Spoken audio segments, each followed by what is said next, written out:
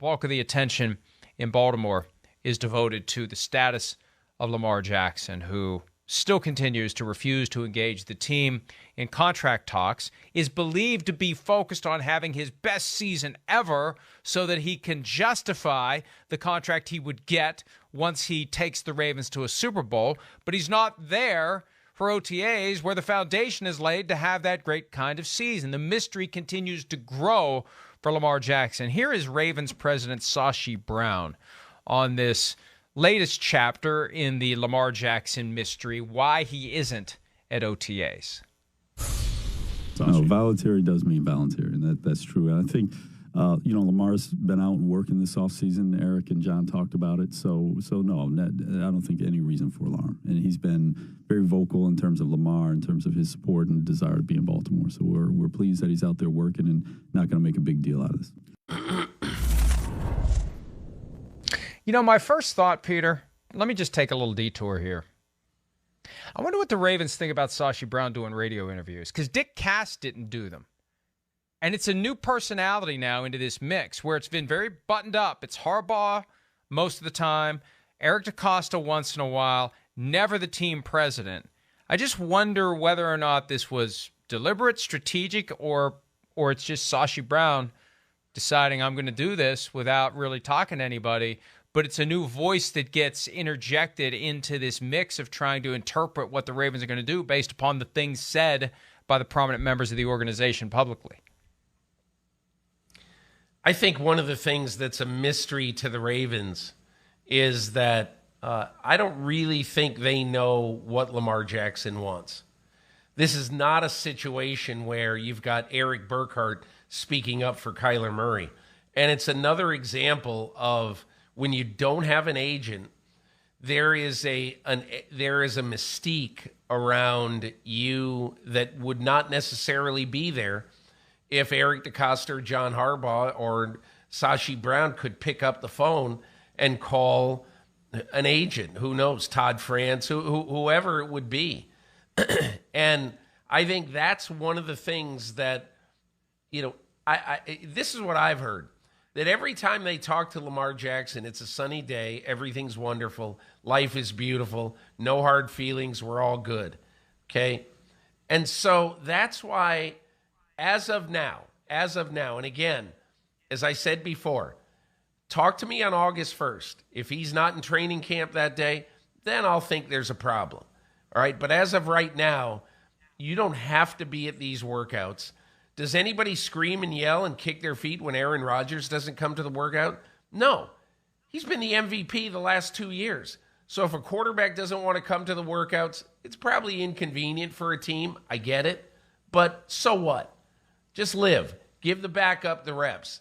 Like if I'm the Packers right now, and I'm dead serious about this, even though, yes, I do want Aaron Rodgers to becoming, to be getting on the same page with all of his, the new receivers they have. And then later on, whenever Christian Watson can come to practice with the Packers so that he can be there, so that he can throw the ball to Sammy Watkins. I get it. But does anybody really care?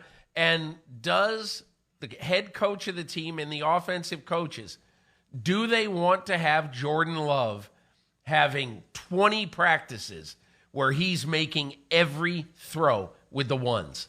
That's what I would want. I want to get Jordan Love as many throws with the real players as possible, because I don't know what the future holds for Jordan Love. And last year proved that Aaron Rodgers doesn't need this. So to me, that's why I just don't think it's a big deal when guys don't come to practices on May 25th. Well, we've agreed on everything for the first hour, so maybe it's time to start parting ways on some of these things. I think Aaron Rodgers needs to be there. He has no business reason to not be there. Most of the guys who aren't there, and I understand it's voluntary, but come on.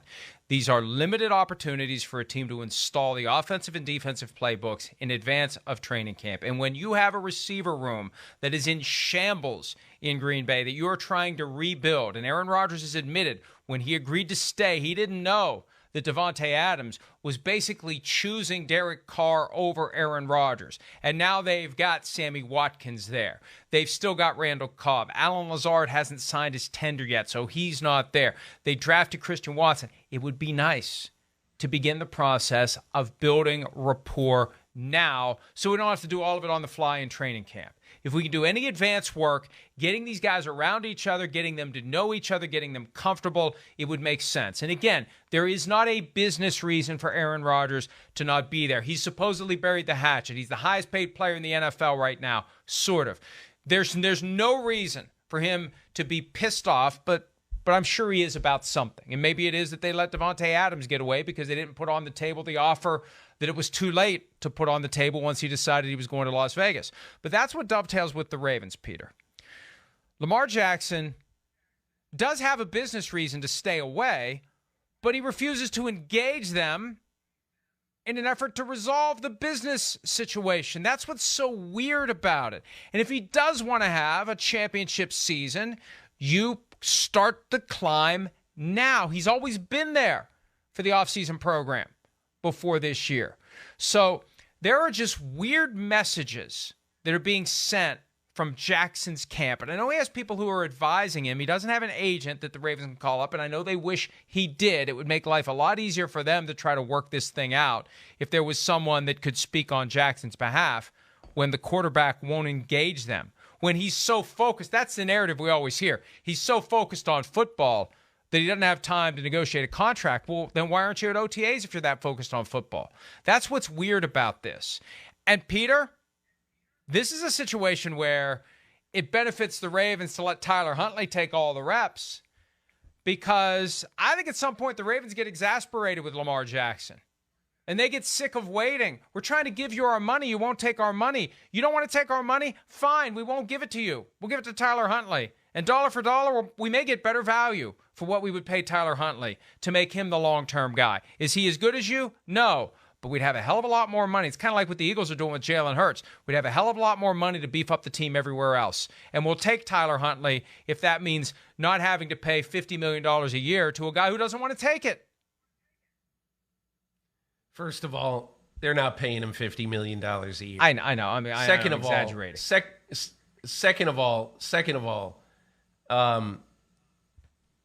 I have often thought, and here I am sitting on television on May 27th, okay? But I've often thought that one of the things that happens in an off season is that some things happen that when you look back at them on Labor Day weekend or September 15th, you look back and say, man, I can't believe that we made such a big deal of X way back then. Look, I might be proven wrong. This might be a cold takes exposed or whatever that thing is called. It could well be. But in my opinion, we vastly overrate the things that happen or don't happen on May. How dare you? And I got a business one here. Ixnay on the overrate. You want to know why we do that?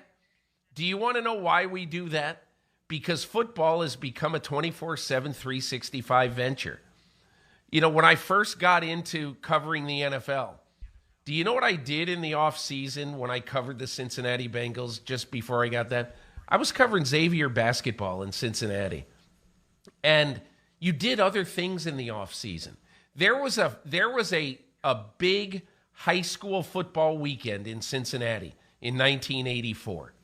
And you know what I did on Friday night, Mike, when I was covering the Bengals? You know what I did on Friday night? I went to a high school football game, stood on the sidelines, took notes, got in my car, hustled back to the Cincinnati Enquirer and wrote about the high school football game, and then I covered the Bengals on Sunday.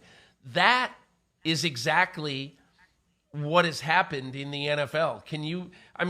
There are markets where they have 15 people year-round writing about and talking about a football team, when for 6 months nothing happens or very little happens. The only thing I'm saying is that these things that we think are big on May 25th don't matter in the grand scheme of things. Disagree. Peter, when you were covering the Bengals, they didn't practice like this in the offseason. The NFL was a different world. It didn't have free agency. The world has changed dramatically. The NFL has exploded in coverage, interest, and things to talk about. The NFL understands how to take that dead spot in the calendar and turn it into things that either matter or they feel like they matter. I think it's different than whether it really matters. It doesn't matter. Ask the Cardinals. Does it matter that they don't have a contract with Kyler Murray? Where is that heading? Does it matter that they can't get Lamar Jackson to the table? If they don't have it on July 25th, if they don't have it on July 25th, then we'll see. And I don't mean to engage in a Stephen A. Smith thing right now, but I feel adamantly. Hi, I'm Mike Tirico, and thanks for watching. Make sure to hit subscribe for the latest news and highlights from NBC Sports.